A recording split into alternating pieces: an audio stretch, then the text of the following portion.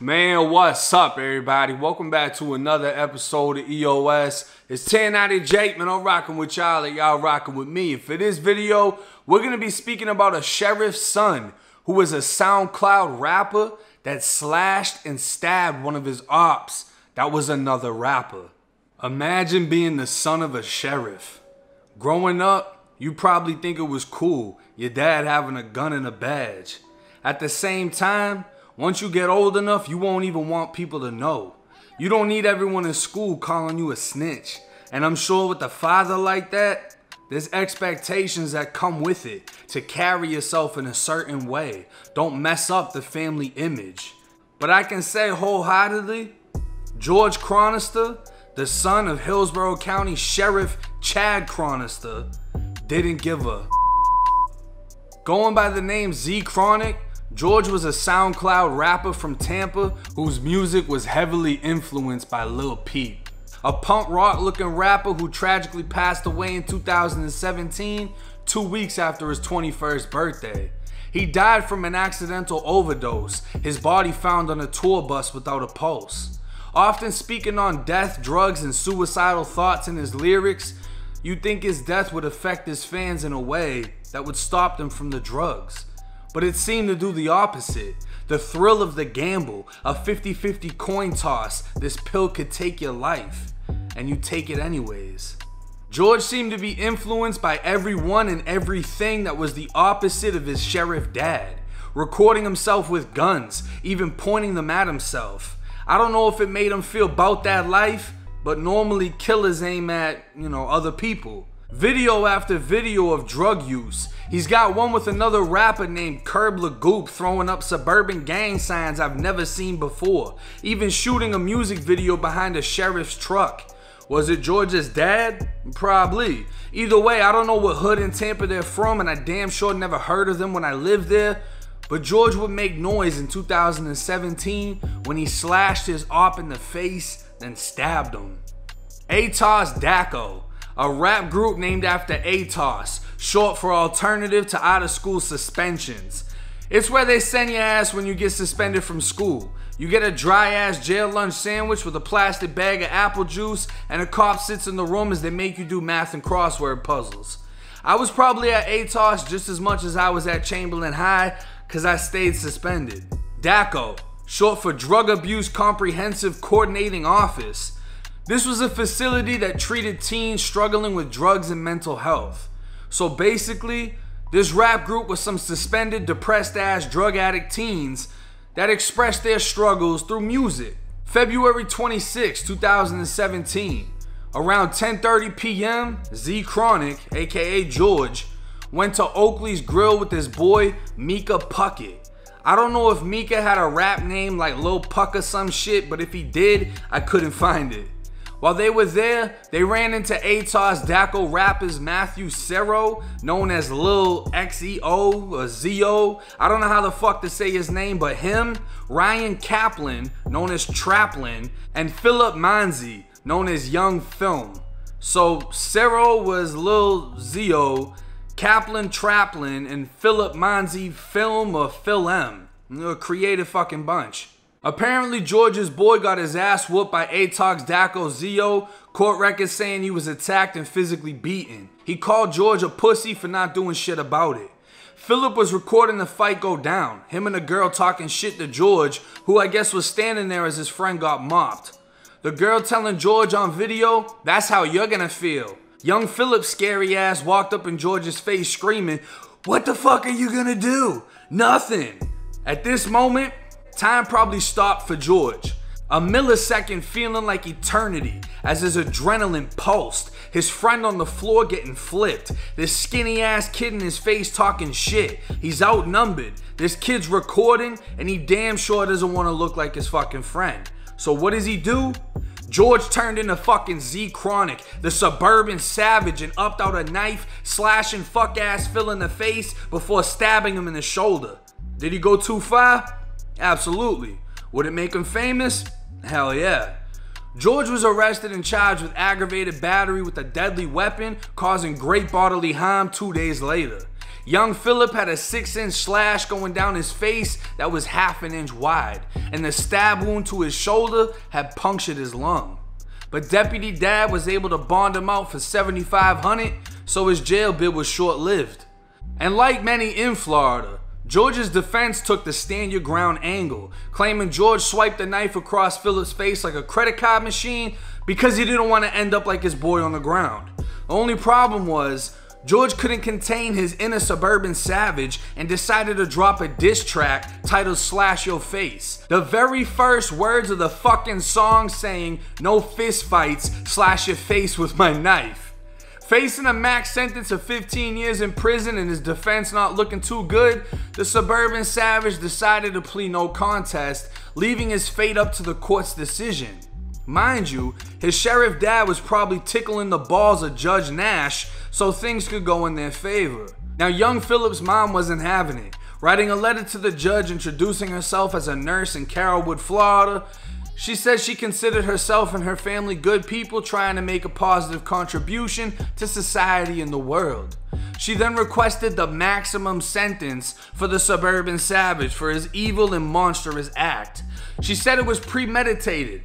He brought a knife knowing he'd be meeting the rap group and there was a problem between them, and he hid behind the knife to avoid being embarrassed on camera because Atoss Dacco are apparently bumping 1,000 and keep their hands up to date.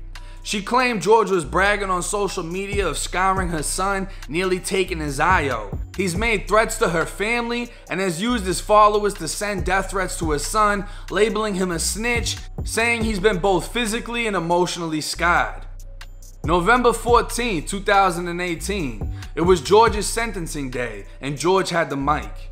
He said he'd like to apologize to Phil and his family for the incident. It was not only stupid, but it was very immature, and I regret it deeply. Though he was surrounded by 3 grown men larger than him and his friend was on the ground bloody, at the time he thought it was self-defense and he now realizes it wasn't. George's mom took the stand to speak on his behalf. He's a good kid. It was an isolated incident, the normal save my son shit. She spoke on how he shouldn't be sent to jail because of the fact that he's the son of a sheriff and he'll be a target, he wouldn't survive in prison, and she was begging not to send him away. But it was the victim's testimony, Philip Manzi, aka Young Phil. This shit was fucking hysterical. The court asking him how he was involved in the case. I was stabbed in the face. I've been waiting for this day for what felt like an eternity. There were honestly times where I thought it would never arrive. I've had to call the police to tell them I'm being threatened, only for them to do nothing. I've had to deal with being harassed on social media due to George publicizing this whole tragedy for his own sick, twisted way to boost his wannabe rap career. Trying to make me out to be a snitch for telling on him. Well, yeah, that's a fucking snitch. For stabbing me unprovoked in the face. I've had to come here in court and testify that George wasn't standing his ground when he stabbed me in the face while I had my phone in my hands. I've had to watch the love of my life fall down a hole of despair due to her PTSD of seeing me getting stabbed repeatedly in front of her eyes. Who now has just gotten out of rehab in a different state but is doing okay but will never be the same. But ain't y'all Atoss Dacco? Like, rehab is y'all natural fucking habitat. I've had to watch my mom become so paranoid due to the cops not wanting to help us because of how high profile this case is, which has nothing to do with you, George. It has nothing to do with your rapping. The only reason the cameras are here is because of who your dad is. That's the only reason this is getting any attention and the only reason you're not in a cell. I no longer trust anyone I meet. I don't like to go out in public. I'm on antidepressants and I've become an alcoholic because that's the only way I'll sleep at night without having nightmares of my own demise. Once again, Dacco. Your rap group is named after a fucking rehab. I'm sure you were an alcoholic way before this. The first cut was centimeters from my eye. The second cut punctured my lung. I was left bleeding in a parking lot. But guess what, George? I'm still here. I'm still alive. When I walk out of here today, no matter what slap on the wrist you get through to your daddy, I'll be leaving this behind me. With my head held high and my family at my back. You'll be locked away. I used to be the happiest, most outgoing person. Now I'm forever scarred, literally and figuratively. The old me died that night. The new me is paranoid, cold and void of emotion. All I can do now is move on with what I have left. Like, did he fucking rape you? Like, did I miss something in the police report? Holy shit, kid. The court brought up, after hearing young Philip's sob story, that he's also a rapper who recorded a song called Pretty Motherfuck Up, with lyrics saying, "Pussy boy stabbed me in the face, you know that he wasn't trying to fight."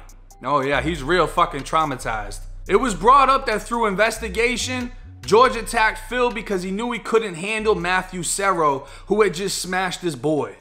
All in all, George Chronister, aka ZChronik, the Suburban Savage, was sentenced to 22 months in the Florida Department of Corrections, followed by 3 years of probation.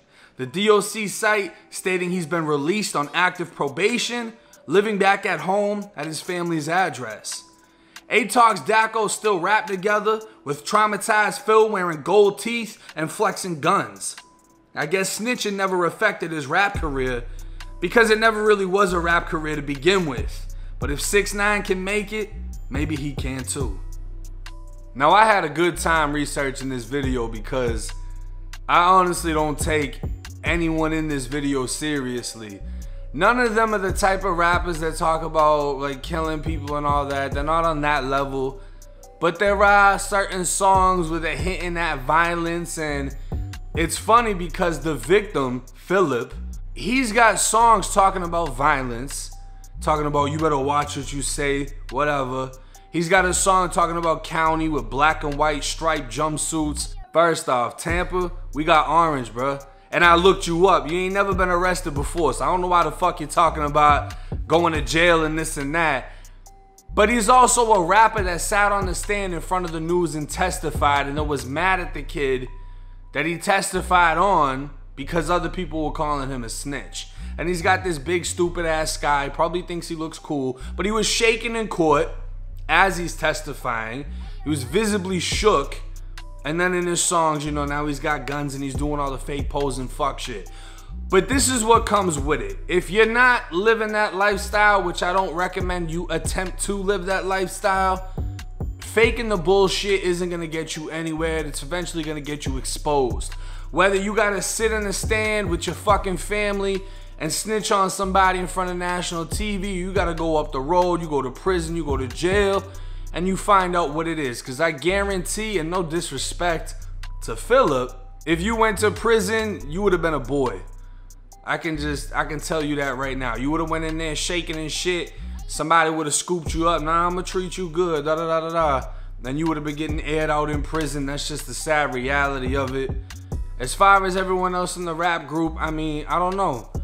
I wish y'all the best as far as y'all career go. It seemed like George was the only one that was actually close to an official rapper, which was Lil Peep, who passed away. It's a real stupid little incident that could have been avoided, that caused one to go to prison, that caused another one to expose himself as a snitch, and nobody really benefited off of anything. But hey, it's 1090 J. I'm rocking with y'all, y'all rocking with me. Till next time.